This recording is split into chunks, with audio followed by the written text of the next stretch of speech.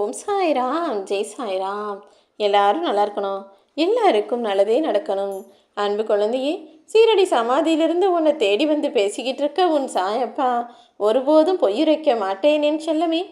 நீ நினச்சதை நல்லபடியாக உனக்கு நடத்தி முடிக்க தான் போகிறேன்.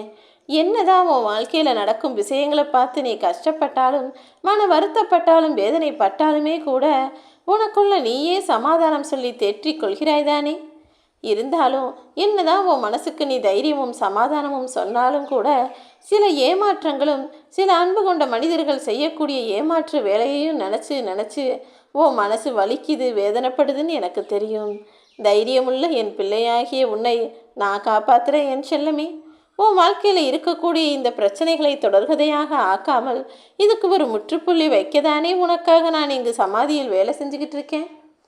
யாருக்கிட்ட நீ உரிமைகள் அதிகமாக இருக்குன்னு நினச்சி உரிமை எடுத்து பேசுகிறியோ சீக்கிரமே அவர்களை பிரிவதற்கான சந்தர்ப்பங்களும் வந்துடும்.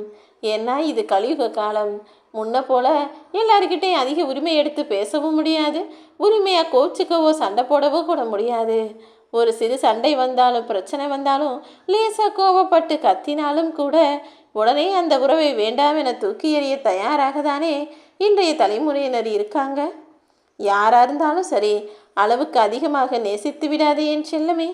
ஏன்னா எப்போதாவது அவர்கள் உன்னை கண்டுகொள்ளாமல் அலட்சியம் செய்யக்கூடிய சூழ்நிலை வர ஆரம்பிச்சதுன்னா அப்புறம் ஒவ்வொரு நொடியும் அது மரணத்தை விட கொடுமையானதாக மாறிவிடும் அல்லவா.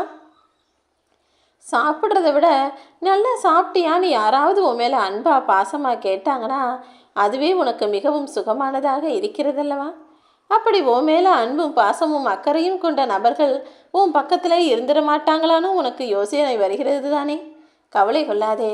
உன்மேல் அன்பும் பாசமும் அக்கறையும் கொண்ட மனிதர்கள் எப்போதுமே உன்னை சுற்றி இருந்து உனக்கான நல்லதை அவர்கள் செய்யும்படி பார்த்துக்கிறேன். எனக்கு தெரியும், நீ யாரையும் எதிர்பார்க்கவோ யாரையும் சார்ந்து இருக்கவோ நினைக்க மாட்ட.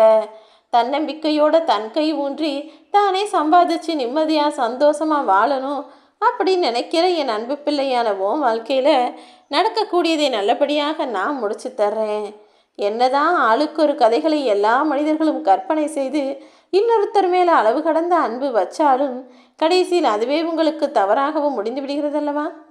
நீங்கள் அன்பு வைக்கக்கூடிய அளவுக்கு மற்றவர்கள் அதற்குரிய தகுதியை படைச்சிருக்காங்களான்றது தான் இங்கே சந்தேகத்துக்கு இடமான கேள்வியாகவே இருக்குது. அன்பு வச்சுட்டு அதுக்கப்புறம் கஷ்டத்தை அனுபவிப்பதும் நீயாகவே இருக்கக்கூடாது என் செல்லமே. எல்லா விஷயங்களையும் தைரியமாக இருக்கலாம், பகைவனை கூட துணிவோடு எதிர்கொள்ளலாம். ஆனால் கூடவே இருந்து சிரித்து சிரித்து பேசி அதுக்கப்புறம் முதுகில் குத்திட்டு போகிற உறவினர்களை மட்டும் நம்பாதே என் செல்லமே. மற்றவங்களுக்கு நம்பிக்கை துரோகம் செஞ்சு தான் நல்லா இருக்கணும்னு நினைக்கிறது கொலை செய்வதற்கு சமம்தான். அதே போல தற்பெருமை பேசுவதும் அப்படிப்பட்ட கொலைக்கு சமமானம்தான். நீ ஒருபோதும் தற்பெருமை பேசக்கூடிய ஆளாகவோ அல்லது உன்னை நம்பிய மனிதர்களுக்கு துரோகம் செய்யக்கூடிய ஆளாகவோ இருக்காதே. இலவசமாக கிடைக்கும் சொற்களை கொண்டு ஒருவரை எளிதில் காயப்படுத்திவிட்டு அவருடைய அன்பையும் நீ இழந்துவிடக்கூடாது என் செல்லமே. ஏன்னா எல்லாருமே உனக்கான நல்லதையோ ஆறுதல் வார்த்தைகளையோ நீ எதிர்பார்க்கும் போது சொல்ல மாட்டாங்க. உனக்கே ஒரு அவசர தேவை, உன் மனசில் கஷ்டமாக இருக்குன்னு யாருக்காவது நீ தொலைபேசியில் அழைச்சா எத்தனை பேர் உனக்காக வந்து ஆறுதல் சொல்பவர்களாக இருக்கிறார்கள் இல்லைதானே.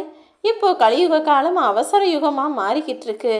அவங்கவங்க வேலையை பார்க்குறதுக்கும் அவங்கவங்க வாழ்க்கையை பார்க்குறதுக்குமே நேரமில்லாமல் ஓடிக்கொண்டு இருக்கும் இந்த வாழ்க்கையில் உனக்கான விஷயங்களை நீயே பார்த்து கொள்ள வேண்டிய கட்டாயத்தில் இருக்க. அப்படிப்பட்ட இந்த வாழ்வில் உனக்கென அன்பும் அருசரணையும் கொண்ட மனிதர்கள் யார் வந்தாலும் அவர்களை விட்டுவிடாதே என் செல்லமே. அதே போல அளவு கடந்த அன்பினால் கோபங்களும் வரத்தான் செய்யும். அதையும் நீ புரிஞ்சுக்கிட்டீன்னா பிரிவு ஒருபோதும் வராது. எல்லா சமயங்களிலும் எல்லா இடங்களிலும் எல்லா மனிதர்களையும் புரிந்து கொள்ளக்கூடிய குணத்தோடு நீ வாழ ஆரம்பி. எல்லாமே உனக்கு நல்லதாக நடக்கும்படி உன் சாயப்பா நான் பார்த்துக்கிறேன். தனிமை என்பதே கொஞ்சம் வித்தியாசமானது தான். அதை நீயா எடுத்துக்கிட்டீன்னா அது ரொம்ப சந்தோஷமாக சுகமானதாக இனிமையானதாக இருக்கும். மற்றவங்கள்லாம் சேர்ந்து உன்னை தனியாக ஒதுக்கி வச்சாங்கன்னா அதுவே கஷ்டமாகவும் கசப்பாகவும் துன்பமாகவும் இருக்குமல்லவா. தனிமையில் இனிமையை தேட தயாராகு. உனக்கான எல்லா நல்ல விஷயங்களையும் உன் சாயப்பா நான் செய்வேன்.